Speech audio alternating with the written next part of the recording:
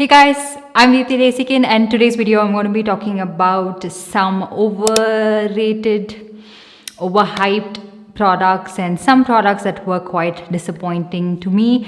Now, these are my personal opinion, just like how you would probably not like a certain product. The reason I'm giving this disclaimer is in case you really like this product, I don't think you should get offended because everybody can have an opinion. And there are so many products that a lot of people really dislike, but I really like. So it's just all about personal preference and it's just a personal opinion. There's no need to take it personal, It's just makeup and skincare products. So yeah, because every single time I mention these products are overrated and these are products that are disappointing, they'd be like, it's overrated for a reason, it's so good.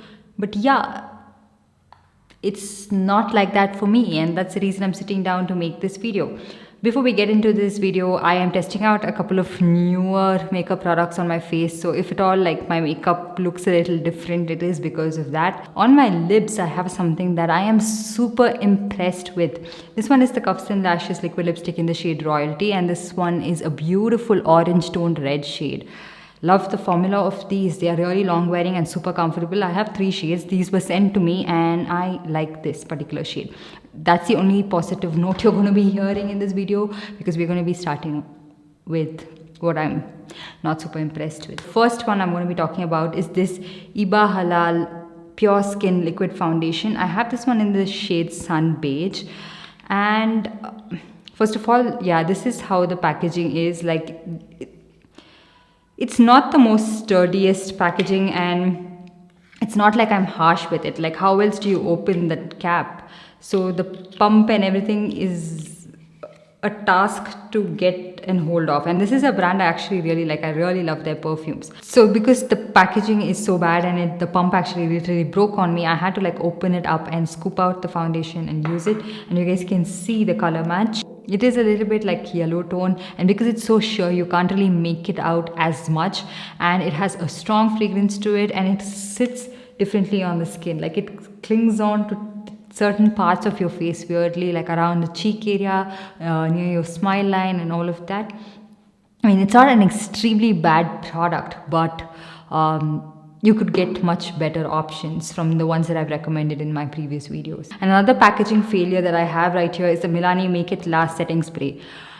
I've never tried out this product as such, but the packaging doesn't work at all, and I don't know what I'm going to do with this. I don't know if I can actually transfer this into another bottle so that I can get some use out of this. What a disappointment. This is not even affordable. I never got to use this even once. It's not easy to open this up and transfer it into another spray bottle as well. So yeah, that I am still figuring out how to get it to work. And then another foundation that we have right here is the ITEX Dazzler Luminous Liquid Makeup. So this, I got it in the shade Soft Caramel, and oh my god, soft caramel, I just thought it would be a little bit warm, but this is just straight up pink foundation, peachy pink foundation. So I try to include a demo for you guys. So I've used 2 full pumps of this, and you can see the coverage of this product. The coverage is not the problem here. I feel the finish, and because the consistency is so runny, pretty much any brush would give you a lot of streaks, so you have to resort to using a sponge, and the sponge would soak up a little bit more product. But maybe if you get a right shade match for yourself, it would look a lot better, and you can somehow get it to work. So yeah, shade match and also the strong fragrance is something I kind of despise in this foundation. It does cling onto the skin a little bit weirdly for something that is a very glowy, luminous foundation. So yeah, it is an affordable product, and it would be great if it actually worked for me. So I will try this out in another shade before I completely form an opinion about this. But yeah, it's not a bad product, but it's just not a good shade match for a soft caramel shade. So yeah, I did tie my hair up because it was bothering me. But yeah, it's quite a few affordable products that were a disappointment, and I have a couple of them that are really affordable, and it would have been great if it actually worked out, but it didn't. The other one is the Faces Canada Ultime Pro Second Skin Foundation. You guys have heard me talk about this quite a few times, and it's just a product that's not workable at all. I feel like, you need to shake it really well. So I did that. I shaked it really well. And then when you apply it, it's like the pigment of the foundation is missing and all you're left with is just a white tint on your face. And I'm not sure why only I'm facing this issue, because I've not seen anyone else talk about this. I do know that a couple of my subscribers have gone through this issue, and I watched a couple of review videos and it seems to be working fine for everyone else, but just me, I'm going through this. And yeah, it just applies like white on your skin and it exaggerates things that you don't even know existed on your face. Texture clings onto your skin. Just not a good foundation. It's not second skin. It's just bad skin foundation. I'm sure you don't need a foundation doing that for you. And then we have the Swiss Beauty Flawless Finish Daily Wear Lightweight Foundation. And this one is in the shade medium. This is nowhere near a medium shade. And it goes on like this, okay? When you first apply it, again, a little bit like peachy pink kind of a shade. And once you blend it on your skin, it just is like, look at that. There was a video where I wanted to compare a couple of mass cosmetics products with Swiss Beauty, or I think it was a one brand Swiss Beauty video, and I just had to take off this entire thing because that's how bad it was looking on my face, and it was just white and it looked like I painted my face. It was like Brilla Volcare Putty. Quite hard to blend, a little bit sticky, and just looks very artificial and uneven on your skin. So if you are thinking, okay, this is an affordable product, I need to get this. There are so many affordable brands, affordable products that are worth your money. This is certainly not that. And then we have another one. This is the Insight 2X Cover Master Concealer. So this one is for 110 rupees, which is great price point.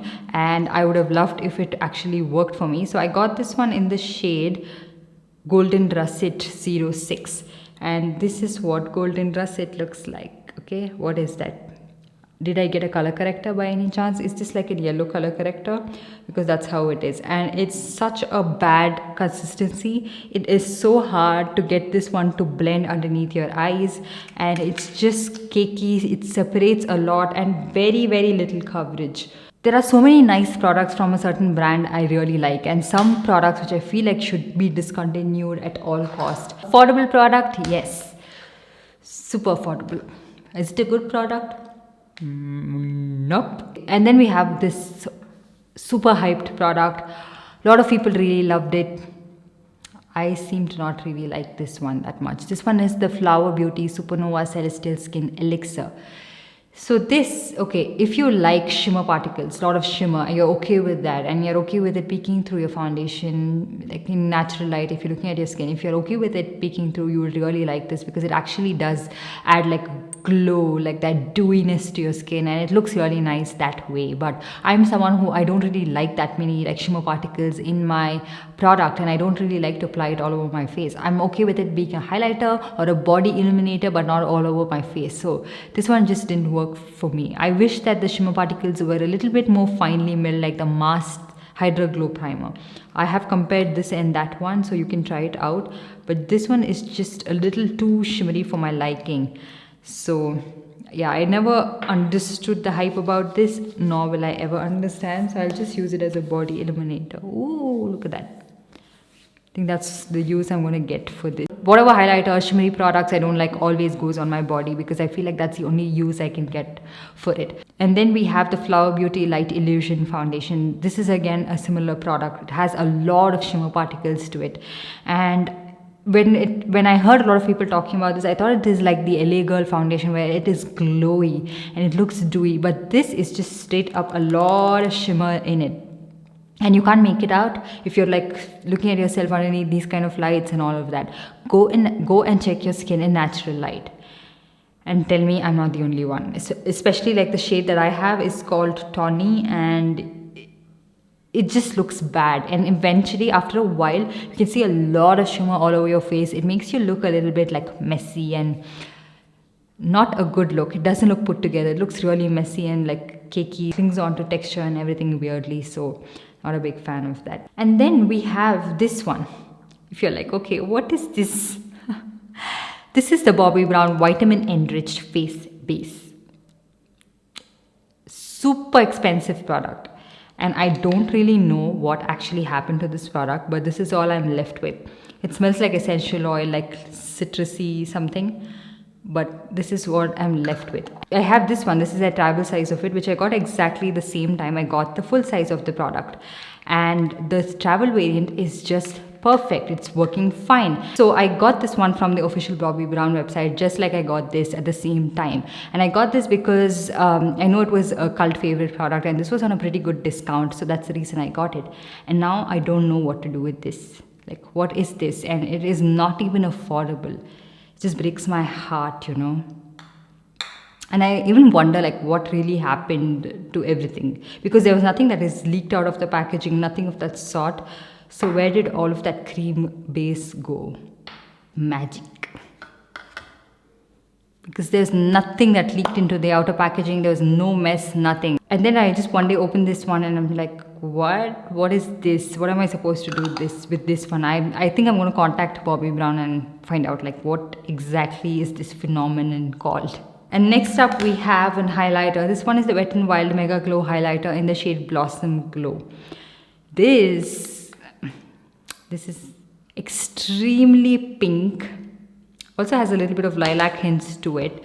And I think it would work for someone who's very, very pale. You see that? Yeah.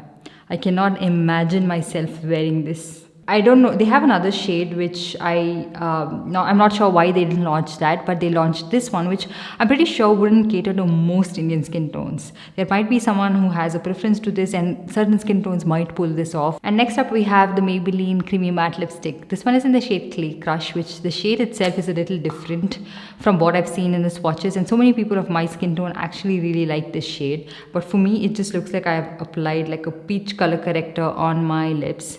And the formula of this is like extremely sheer and it goes on a little bit patchy on the lips. This would work like a really nice glowy blush, but I cannot seem to use this one as a lipstick shade itself. So you can wear this if you have light and light medium skin tone, but again keep in mind that the formula is a lot different from the original one. The original one was creamy matte, it had pigmentation, it had decent lasting power, but this one is just sheeny, very, very light in terms of pigmentation. And why did they have to change something that was already so good?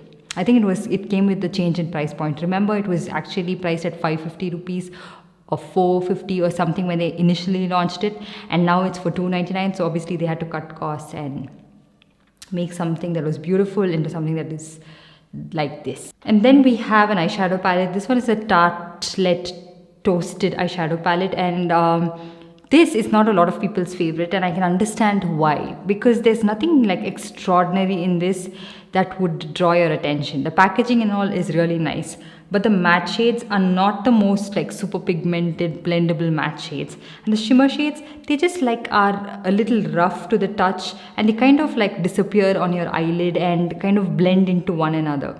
When you apply it on your eyelid, they don't really have that oomph, and that they don't really like stand out on your eye, and especially for something that's not even affordable. It's like okay kind of an eyeshadow palette. I'm not sure if you can still find this, but if you do, run away from it. It's not worth your money. And then we have the Stay Quirky blush. This one is in the shade Peach Lily. And this is an extremely like shimmery blush. It doesn't really translate as shimmery on the face, but it's very dry in texture, and that's my problem with this. Like it's very, very dry, and if you have, like, you can see that there'll be like powder. It's very, very powdery, and it'll remain like that on your face as well. And if you have like any sort of like dry patches, texture, and your skin is in general dry, it'll just cling on to it all the more, and we don't want someone this clingy in our life. That pretty much completes all the makeup products. I'm not sure if I have any more, but I'm sure I'll make another video if I've excluded something or I forgot to include something. So let me know what you think about these products. If you had the same experience with some of these products, let me know in the comment section down below. And what is that one product you tried out that was super disappointing? Like super extremely disappointing. Let me know in the comment section down below. So I think reading through the comment section is going to be fun because we're going to get to see different perspectives and how everything is so subjective. Like what you like, I might like dislike, and what I like, you might dislike completely. So let me know in the comment section down below. And while you're at this, give this video a big thumbs up if you enjoyed this video, and make sure you subscribe to my channel and hit that notification bell so you're notified every time I upload a new video. And I'll see you guys in my next one. Bye.